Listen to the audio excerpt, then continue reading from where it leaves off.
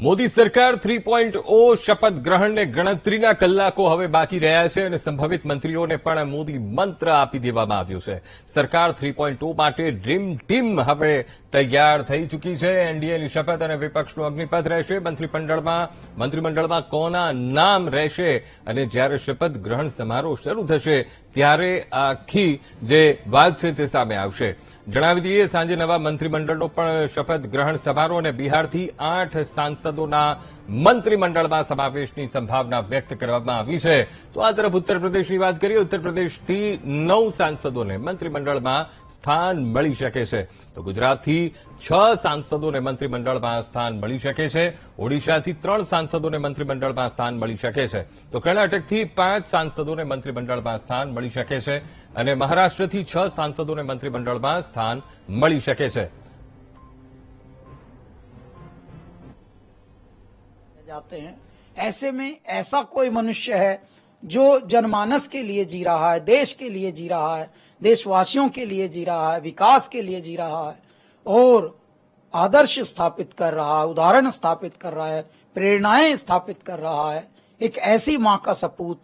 तो ये तभी हो सकता है जब मेरे महादेव इस बात में पूरे में प्रपंच और पूरे बात में कुछ अपना मिरेकल, अपना कुछ चमत्कार रचते.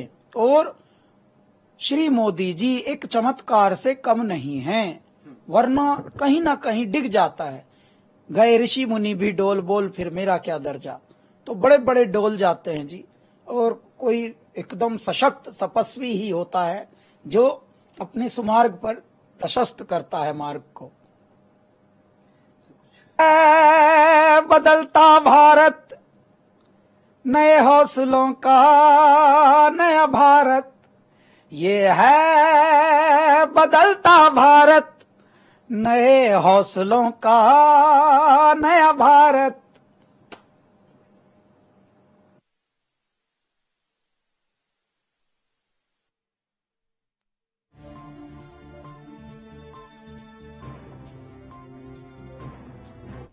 તો કેબિનેટ મંત્રી પદને લઈને એનસીપીમાં ઘમાસાણ શરૂ થઈ ગયું છે. પ્રફુલ્લ પટેલ અને સુનિલ તટકર વચ્ચે મતભેદનો આ મામલો અને એનસીપીમાં મતભેદને લઈને રામદાસ આઠવલે નિવેદન આપ્યું. કહ્યું કે આજની બેઠકમાં અજીત પવારના પક્ષના કોઈ પણ નહોતા. પ્રફુલ્લ પટેલ રાજ્યસભા અને સુનિલ તટકરે લોકસભા સાંસદ છે, ત્યારે અજીત પવાર નામ આપે તો મંત્રીમંડળમાં સ્થાન મળી શકે છે. સાથે એ પણ કહ્યું કે મંત્રીમંડળ માટે સાંસદના નામનો એનસીપીએ નિર્ણય કરવાનો છે. તો પીએમ મોદીના શપથ ગ્રહણ સમારોહને ગણતરીના કલાકો બાકી, ત્યારે મંત્રીઓના શપથને લઈને આ ખૂબ જ મહત્વના સમાચાર સામે આવી રહ્યા છે. પીએમ મોદીની સાથે આજે 69 સાંસદ શપથ લેશે. આવતીકાલે જ મંત્રાલયની ફાળવણી કરવામાં આવશે અને શપથ ગ્રહણને લઈને તમામ તૈયારીઓને પૂર્ણ કરી દેવામાં આવી છે. 7 દેશોના રાષ્ટ્ર પ્રમુખ પણ સામેલ થશે.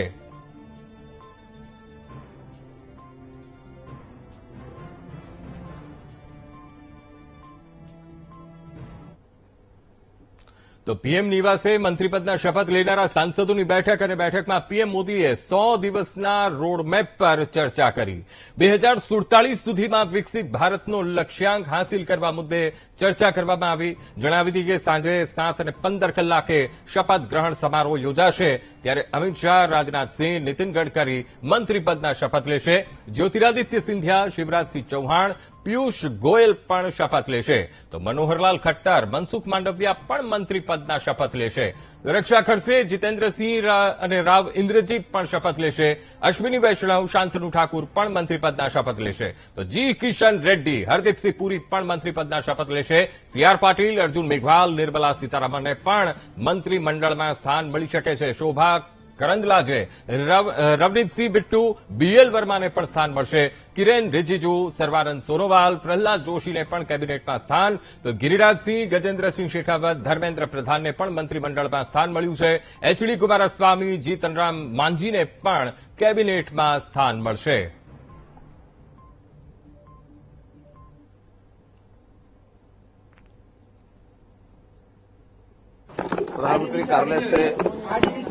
प्रधानमंत्री कार्यालय से चाय का निमंत्रण मिला था और स्वाभाविक है कि इस प्रकार की परंपरा प्रधानमंत्री जी हमेशा करते हैं कि अपने काउंसिल ऑफ मिनिस्टर्स के गठन से पहले वो चाय पर बुलाते हैं, उन्हीं को बुलाते हैं जिनको अपने काउंसिल ऑफ मिनिस्ट्री इंडक्ट करना होता है। सामान्य सूचनाएं थी, कोई बड़ा विषय नहीं था, चाय पी है और सायकाल समय पर सब लोग पहुंचे। इतनी एक सूचना है, कुछ फॉर्मेलिटीज पूरी करनी होती है, वो फॉर्मेलिटीज पूरी की हैं। बाकी की जानकारियां उन्होंने ये जरूर कहा कि अभी 24 घंटे इसके बाद भी यहीं रुकना है, ताकि और भी कोई मीटिंग होगी, कुछ होगा तो वो करेंगे। हरियाणा कॉमन सेंट्रल सेक्रेटेरिएट जो सेंट्रल विस्टा के अंदर है उसका कंस्ट्रक्शन कर रहे हैं। 2 दिन पहले हम लोगों को ये खबर मिली है कि हमको प्रधानमंत्री शपथ समारोह में जाना है। रियली ये बहुत ही हमारे लिए खुशी का पल है। ये आज हम रूबरू अपने प्रधानमंत्री आप जैसे महान नेताओं के सामने हम रूबरू होंगे और देश विदेश से आए हुए जितने भी राष्ट्रपति और प्रधानमंत्री सबको देखने का अवसर प्रदान मिलता। ये संभव सिर्फ प्रधानमंत्री नरेंद्र मोदी के शासनकाल में ही संभव है और दूसरे के शासनकाल में संभव नहीं है। जिसमें आप जैसे सामान्य व्यक्ति जो देश के निर्माण के काम के साथ जुड़े हैं, बिल्कुल सर, ऐसे लोगों का भी मोदी जी सम्मान कर रहे हैं। बिल्कुल ये सभी के लिए गौरव की बात वही बात है सर। नरेंद्र मोदी लाइफ है और उस व्यस्तम जीवन में भी याद करके आपको बुलाया, मजदूरों को बुलाया सर। और वैसे लोगों को मैं देख रहा हूँ जो दलित हैं, पिछड़े हैं, वो बुलाने का यहाँ का जो सफाई कर्मचारी है उनको ध्यान यहाँ तक कैसे चला जाता है कि हमको उनको भी बुलाना है, उनको भी सम्मानित करना है।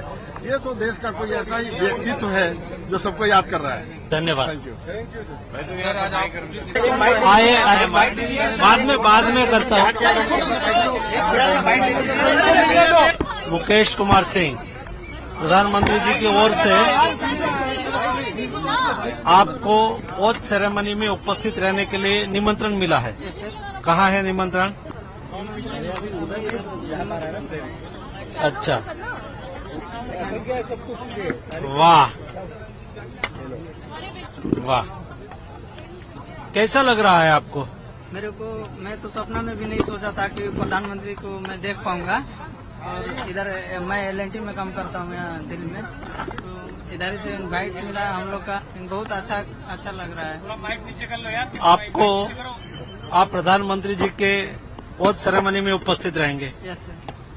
अच्छा, आपके परिवार को पता चला आप जा रहे हैं प्रधानमंत्री जी के ओथ सेरेमनी में? यस सर, बोल दिया। तो क्या कहा उन्होंने? बोल दिया, बहुत अच्छा की बात है। वाह, धन्यवाद।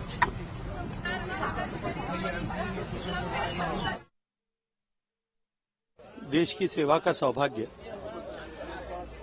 जोधपुर के सम्मानीय मतदाताओं ने, भारतीय जनता पार्टी जोधपुर के कार्यकर्ताओं ने अपने परिश्रम और पुरुषार्थ से दिया।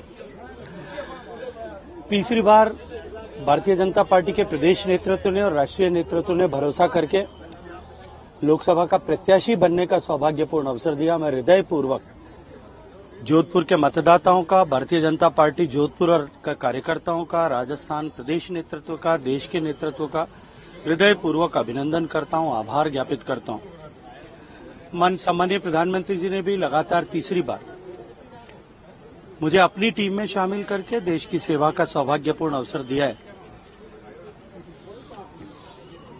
मैं सिर्फ इस अवसर पर इतना कह सकता हूं कि जो संकल्प देश को विकसित बनाने का सम्मानीय प्रधानमंत्री जी ने लिया है और जिन वादों को लेकर के हम चुनाव के मैदान में गए थे, हमारा अपना घोषणा पत्र जिसको हम लेकर के गए थे, हम निश्चित रूप से उन सब वादों को पूरा करने, देश की अपेक्षाओं और आकांक्षाओं पर खरा उतरने के लिए हम सब टीम की तरह काम करेंगे। प्रधानमंत्री जी के नेतृत्व में काम करेंगे। एक नया कीर्तिमान स्थापित करने जा रहे हैं माननीय प्रधानमंत्री जी। देश के इतिहास में स्वर्णिम अक्षर से लिखा जाएगा और खास तौर से पंडित जवाहरलाल नेहरू के बाद 3 बार प्रधानमंत्री बनने का कीर्तिमान भारतीय जनता पार्टी के नरेंद्र मोदी जी ने जिस प्रकार स्थापित किया है और जो आज शपथ ग्रहण का एक आयोजन हो रहा है, निश्चित रूप से ये एनडीए का चमत्कार है कि सबको साथ लेकर, सबका साथ सबका विकास, इन मुद्दों को लेकर आगे बढ़ते हैं। मैं प्रधानमंत्री जी को और सभी कैबिनेट में शामिल होने वाले, सभी मंत्री बनने वाले साथियों को बधाई देता हूं। मोदी जी को धन्यवाद देंगे, उन्होंने विश्वास व्यक्त किया। अभी प्रधानमंत्री के साथ आप लोग मिले थे, बैठक में क्या कुछ बातचीत हुई, क्या दिशा निर्देश दिए गए प्रधानमंत्री की तरफ से? बस विकसित राष्ट्र बनाना है भारत को, इसके सिवा और कोई संकल्प ही नहीं है।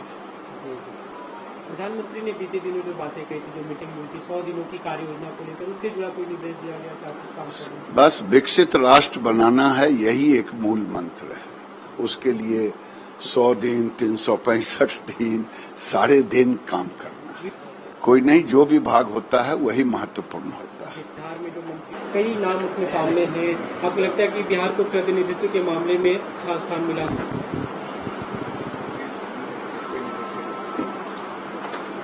मिला है प्रतिनिधित्व, सब मिलके काम करेंगे बिहार के। एनडीए घटक दलों की जो भागीदारी एक तरह से कही जा रही थी, आपको लगता है कि वो जो अभी तक खींचातानी रही या जो अपोजिशन की तरफ से सवाल उठाए जाते रहे, उसका समाधान हो गया? पता नहीं आप किस समाधान की बात करते हैं, मुझे नहीं समझ में है। एनडीए है, एनडीए था, एनडीए रहे। इसी से पता चलता है कि मोदी जी के सामने चाहे कितने भी लोग ठहरे, ये उम्मीद से, ये कोशिश से कि उनको दोबारा आने नहीं देंगे, उनके सारे कोशिशों पर पानी फेर गई है। फिर एक बार जनता ने ठान लिया है कि तीसरी बार भी हमें मोदी ही चाहिए। मोदी जी के नेतृत्व में इस देश एनडीए के साथ ऐसे गठबंधन में आ जाएगा कि सारे भगवानों का आशीर्वाद भी उनके ऊपर फूल नौछावर कर कर इस भारत को उज्जवल भारत की ओर लेके जाएगा। जीत हर वक्त सबका संगठन के साथ और नेता के साथ मिलकर मिलता है। तो हमारा प्रधानमंत्री मोदी जी और उनके साथ जितने भी एनडीए और भाजपा के हमारे सारे एमपी गण ने ठहरे हुए हैं, उनका प्यार जो प्रजा ने मानकर उनके प्रति अपने वोट डाले हैं, ये सारा देश का जीत है। मंत्री तो सभी जो बीजेपी के हैं और सभी जो इंडिया के अलायंस पार्टनर है उनके सभी के मंत्री उधर है। तो मतलब आज माननीय नरेंद्र मोदी जी का तीसरी बार प्रधानमंत्री पद का शपथ हो रहा है, ये देश के लिए बहुत बड़ी अभिमान की बात है, गौरव की बात है। और तीसरी बार प्रधानमंत्री बनने का मौका आज किसी को तो नहीं मिला था, खाली पंडित जवाहरलाल नेहरू जी को मिला था। लेकिन नरेंद्र मोदी जी पंडित जवाहरलाल नेहरू जी का रिकॉर्ड ब्रेक करेंगे और आज वो तीसरी बार प्रधानमंत्री बनने जा रहे हैं। और मुझे भी मतलब रिपब्लिकन पार्टी ऑफ इंडिया की तरफ से मुझे भी न्योता था और मेरा भी नाम मंत्री परिषद में है। तो मेरे पार्टी का वैसा एक भी लोकसभा में मेंबर नहीं है, लेकिन मेरी पार्टी बाबा साहब अम्बेडकर जी विचारधारा की पार्टी है। बाबा साहब के मतलब सपने को पूरा करने के लिए मैं मोदी सरकार में लगातार 8 साल से मैं उनके साथ रहा हूं और अभी तीसरी बार मुझे उन्होंने मौका दे दिया है। ये हमारे समाज के लिए बहुत बड़ी गौरव की बात है और पूरा देश भर के हमारे जो रिपब्लिकन पार्टी के लोग हैं, दलित समाज के लोग हैं, अम्बेडकराइट लोग हैं, बहुत खुश है कि भाई मुझे तीसरी बार मंत्री पद का मौका मिल रहा है। क्या आपके पास सेम मंत्रालय रहेगा या कोई दूसरा मंत्रालय? तो मंत्रालय जो भी देंगे, अभी आज तो शपथ होगी, उसके बाद कल तय होगा किसको मतलब मंत्री पद मिलने वाला है। तो मतलब कौन सा पोर्टफोलियो मिलेगा, मतलब जो भी मुझे पोर्टफोलियो दिया जाएगा उसमें मैं खुश रहूंगा, मैं समाज का काम करता रहूंगा। पीएम के साथ चाय पे जो चर्चा हुई, कितने मंत्री थे लगभग वहां पे?